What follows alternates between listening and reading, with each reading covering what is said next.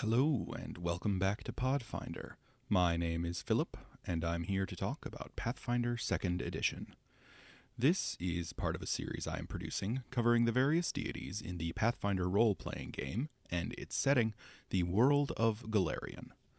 Last time, I covered Pharasma, the goddess of birth, death, prophecy, and fate. This time, I'm changing things up.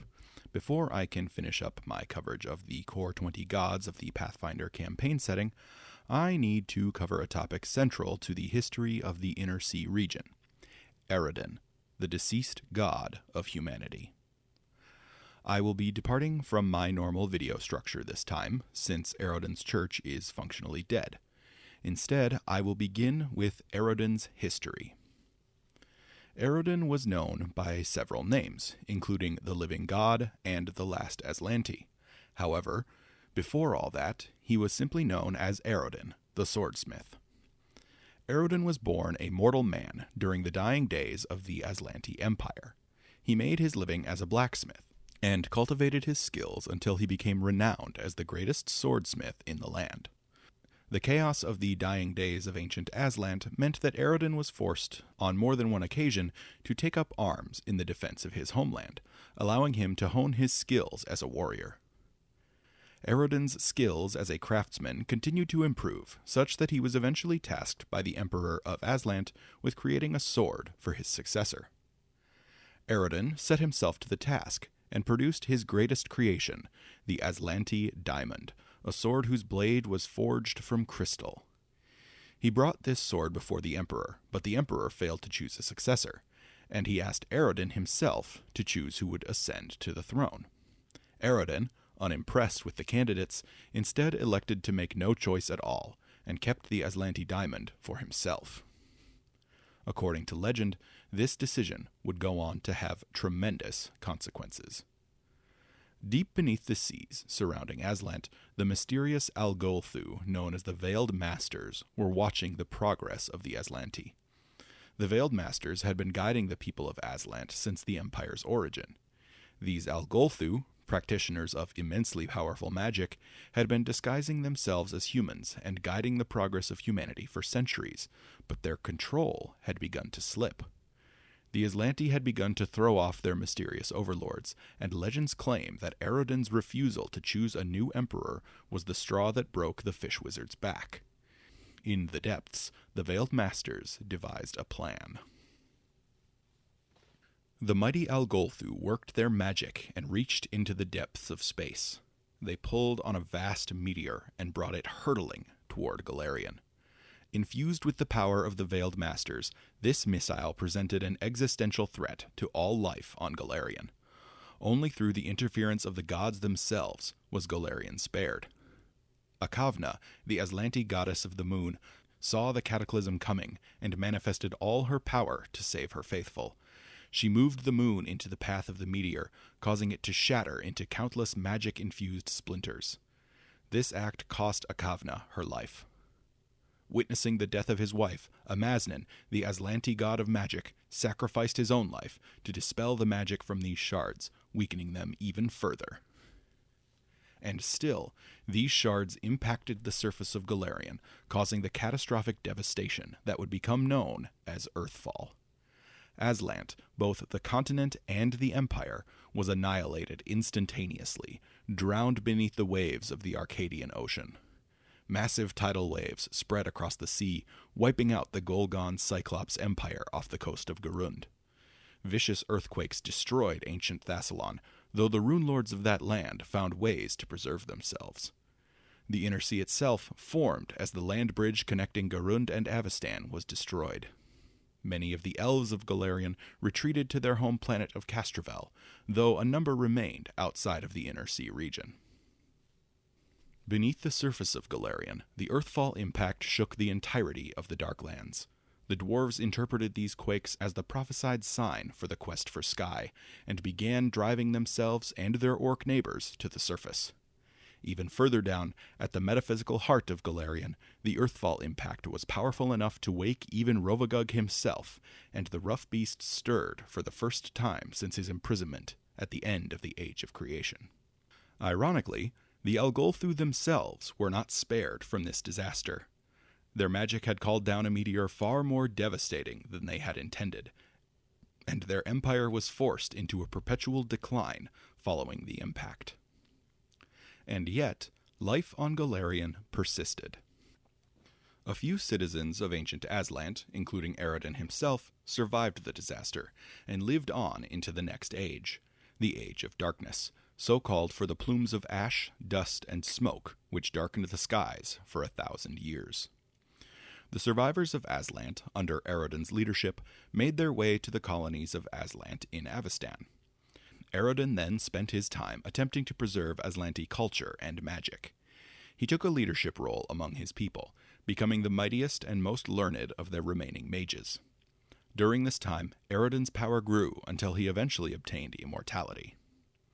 As his fellow survivors interbred with the local populations on Avestan, the Azlanti ethnicity was diluted to oblivion, and Aroden slowly acquired the title of the Last Azlanti.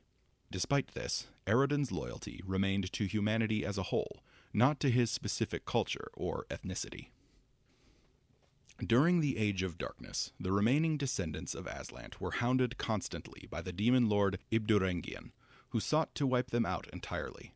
Aroden, now embracing his role as the Last Azlanti, as prophesied by the Knights of the Ion Star, led an army into the Abyss and killed the demon lord in his own palace. From this point on, Aroden chose to remain in the Great Beyond, cultivating alliances with extraplanar beings and expanding his awareness. Only after a long period of exploration did he return to Golarion and the material plane with a new goal: to chart a new course for humanity and usher in a golden age. Long after the Age of Darkness came to an end, Aroden made his way to Arcadia, following the tales of fantastic magic in the nation of Xhopatl. He spent years earning the trust of the local botanists and befriended the local hero Erasni. The two of them then traveled the continent as adventurers, eventually returning to Xhopatl and repelling an invasion by a local warlord. At this point, Aroden and Erasni were granted access to the mystical Tumbaha mountain and the Kumaru tree which resided within. On his own, Aroden implanted a piece of his soul into the Kumaru tree, which connected him to the veins of creation, an artificial ley line made from a network of magic-infused plants. This connection vastly expanded Aroden's magical abilities. For those wondering, a ley line in Pathfinder is a line of magical energy between geographic points of magical significance. They are closely tied to the occult magical tradition.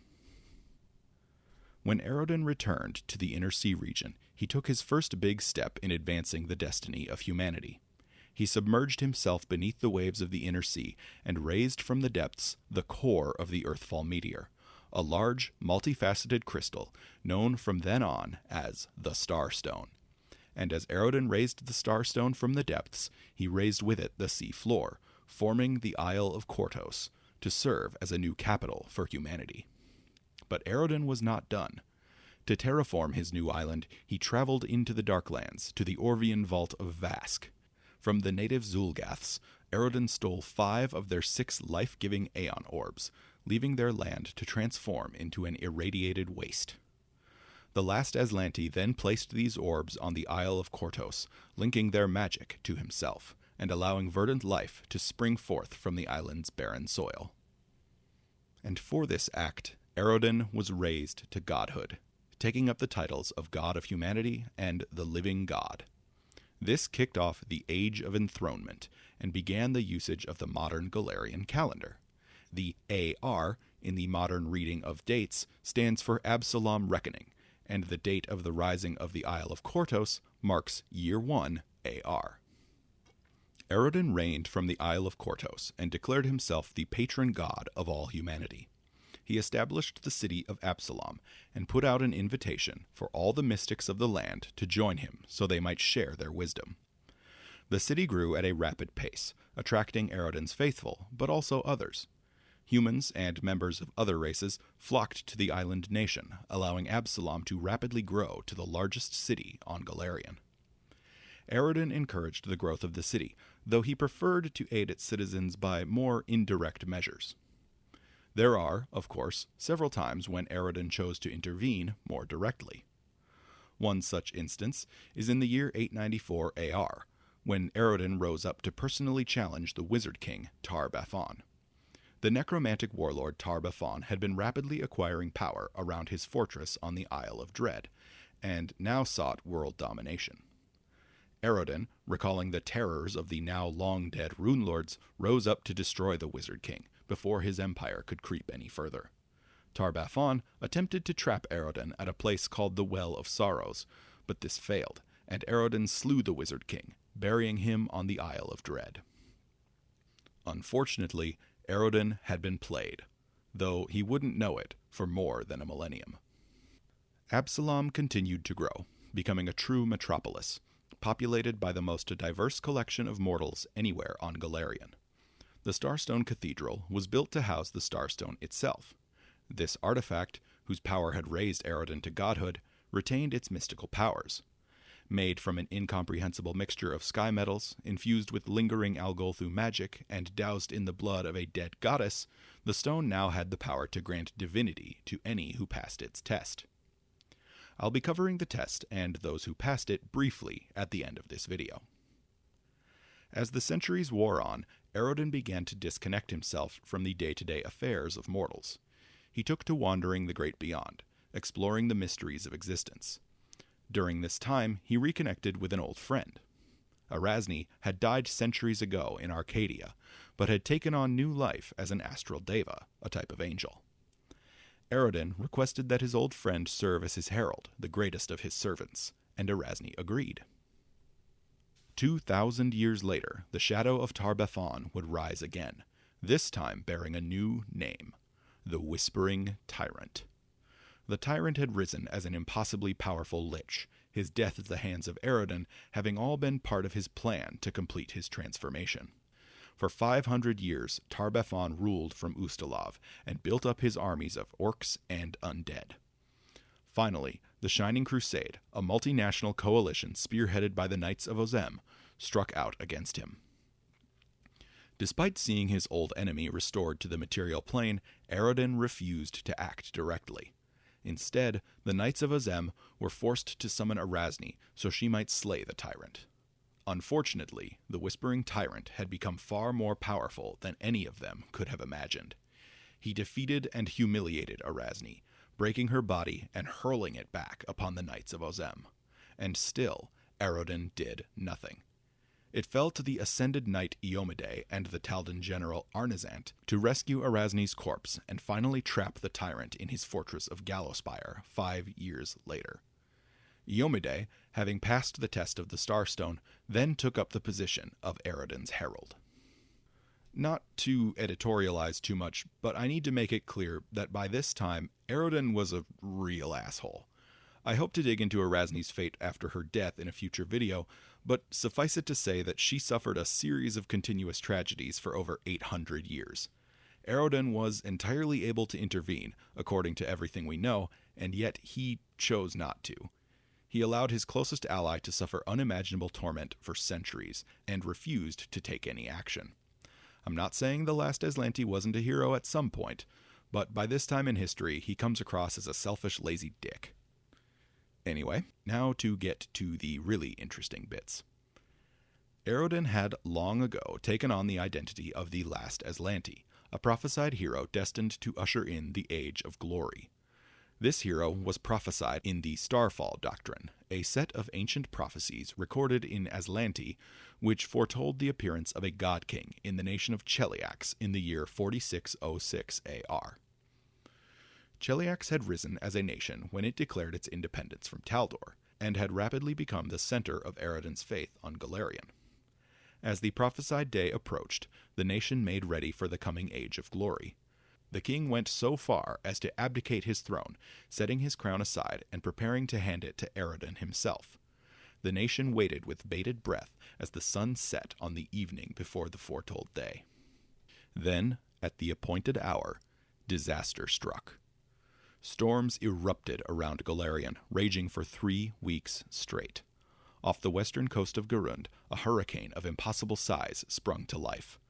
the fury of this storm laid waste to the nations of Lirgan and Yamasa, never subsiding, never ceasing. The hurricane would be named the Eye of Abendago, and it rages to this day, cutting off the shackles and southern Garund from inner sea shipping. As these storms raged across the planet, earthquakes shook the surface of Golarion for more than 20 straight days. These caused untold destruction across the land. For 3 weeks, Golarion suffered, and then the storms and earthquakes died. And Aroden was gone. Clerics of Aroden could no longer hear his voice. They lost their ability to cast spells, channel divine power, and, most importantly, see the future. And this last effect was not limited to clerics of the last Azlanti. Prophecy as a whole was dead. The power of foresight, which had been difficult but infallible to this point, was shattered. No longer could the future be predicted. No longer was fate set. Amazingly, this applied to even the goddess of fate herself, Pharasma. Disconnected from their source of power, many clerics of Aroden went mad on the spot. Those who attempted to glimpse into the future found their visions wrong and unclear, and this drove even more followers to madness.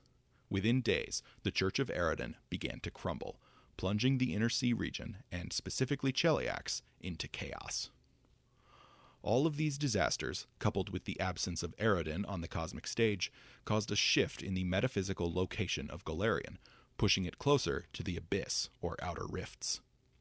This resulted in the formation of the World Wound, a massive rift in reality connecting the material plane to the abyss. Demons poured into Golarion under the leadership of the demon lord Discari, laying waste to the nation of Sarkoris and the surrounding lands. Across the world, in Arcadia, the Kumaru tree, tied forever to Aroden's soul, died. This destroyed the veins of creation, devastating the Arcadians who relied upon them. Finally, amidst the chaos, Iomide, the herald of Aroden, stepped forward.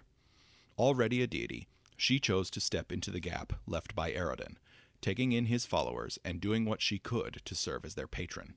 She rapidly ascended in prominence within the Inner Sea region, with huge numbers of former Arodenites converting to her faith. So, what actually happened? Why did Aroden disappear, and why did prophecy die? The frustrating fact is, we don't know. The game developers are deliberately coy about Aroden's fate, and the cause of his disappearance. They generally refer to him as having died, though how or why is never specified. Several alternative fates have been proposed in publications as well, including the idea that Aroden might have traveled outside of the Great Beyond, like Zon-Kuthon before him. This is somewhat consistent with Dobral's disappearance centuries earlier, where his clerics were suddenly cut off from his power. Another theory claims that Aroden simply abandoned his deific powers to live among humanity again, choosing to return to the life of a mortal so he might become a hero again. But in truth, these theories are just that, theories. Until Paizo provides more information on Aroden's fate, we will likely be unable to piece together anything concrete.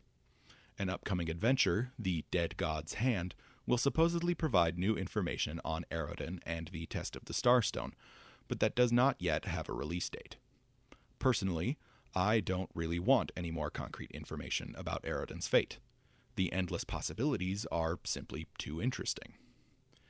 As for what I believe, and what is true at my table, well, here goes. I believe that Aroden is truly dead, killed by his own hand. My theory goes like this. Aroden's life can be defined as a cycle of accumulating power and knowledge, making a confident decision based on this power and knowledge, witnessing devastating unintended consequences due to that decision, and reflecting upon his mistakes and choosing to restart the cycle. When Aroden, the greatest Azlanti swordsmith, refused to hand over the Azlanti diamond and select an imperial heir, he was confident that no one was worthy of becoming emperor. And yet, this decision set off the Algolthu, triggering Earthfall and the end of Azlant. After this, he took responsibility for the surviving Azlanti and attempted to preserve their culture.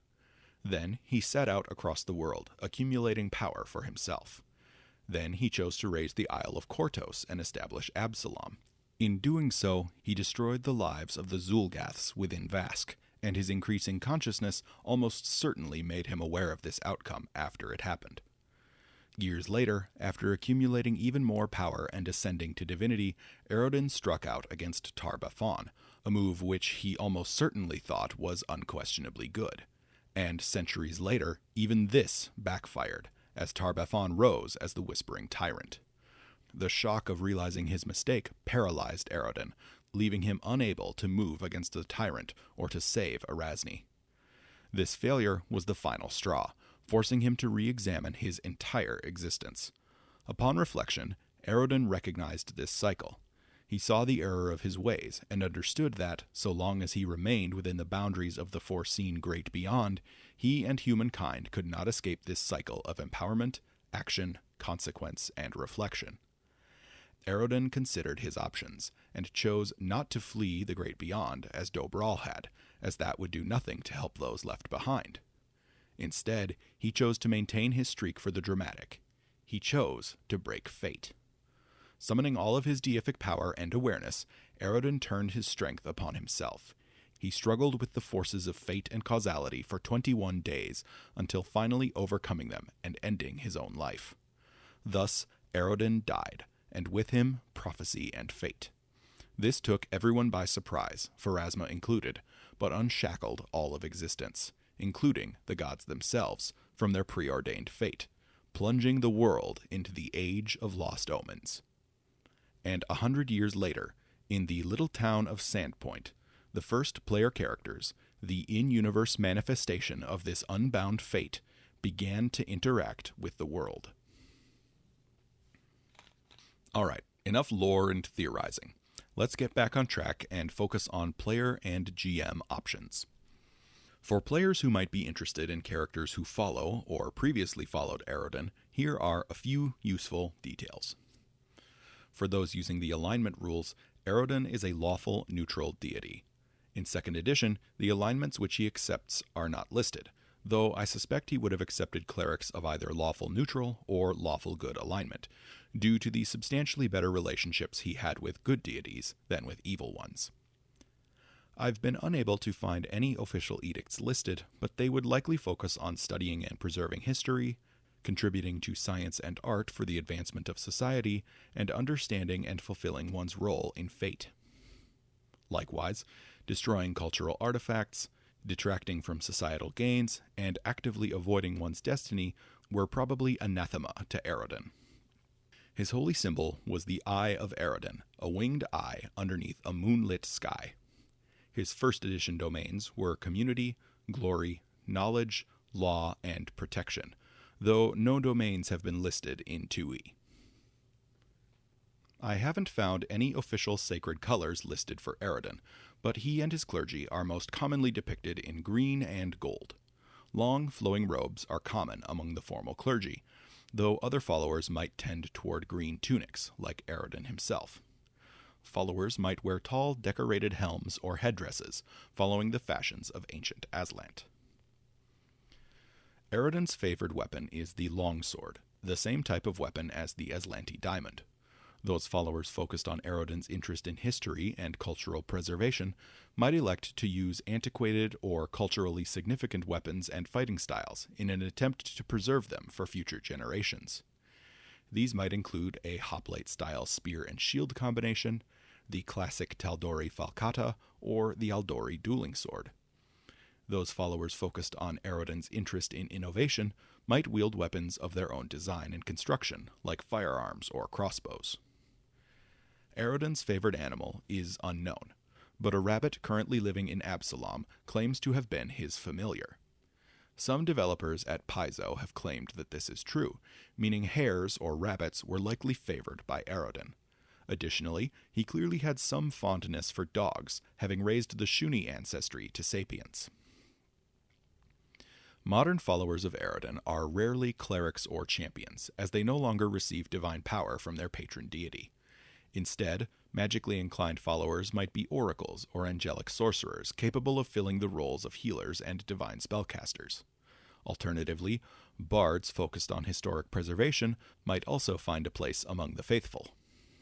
Martial followers of Aroden might be fighters who study and preserve historic or culturally valuable fighting techniques. They might also be inventors or gunslingers focused on putting their innovations to use for the good of humanity. Other followers might take feats from classes or archetypes which allow them to replicate the Church's lost spellcasting abilities, such as the Scroll Trickster or certain Thaumaturge builds. Finally, the Magus class might be an excellent class for those characters hoping to emulate Aroden's status as a magical swordsman. As the patron god of humanity, the vast majority of his followers were, and to some extent still are, humans. Humans from the Inner Sea region, and specifically from Taldor, Cheliax, Andoran, and Absalom, make up the largest portion of his followers. That said, Absalom attracted visitors from all over Golarion during Aroden's reign, so followers of any human ethnicity are possible. Ayuvarans, Dromar, and Geniekin or Nephilim of human ancestry might be found among his followers as well. One notable exception to the human centrism of the Arodenite Church are the Shuni, the diminutive dog-like humanoids native to the Isle of Kortos. Legend states that Aroden himself created the Shuni ancestry as companions, and many Shuni hold some loyalty to him to this day. The remaining devout Arodenites are the type of people dedicated to their faith, despite the evidence that Aroden himself is gone. These people might find Aroden worthy of reverence for his past accomplishments, even though he no longer provides aid to his followers. They might instead value the teachings of Aroden and the structural and societal importance of his church.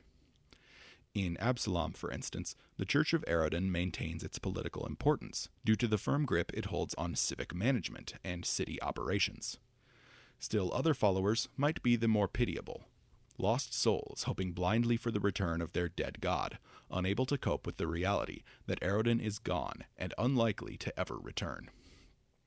For my part, I think a character who worships a dead god presents an excellent opportunity for interesting roleplay, particularly if that character takes part in a campaign centered around religion, or with a party containing other religious characters. For GMs looking to integrate Aroden and his followers into a campaign, here are some ideas. Where to begin?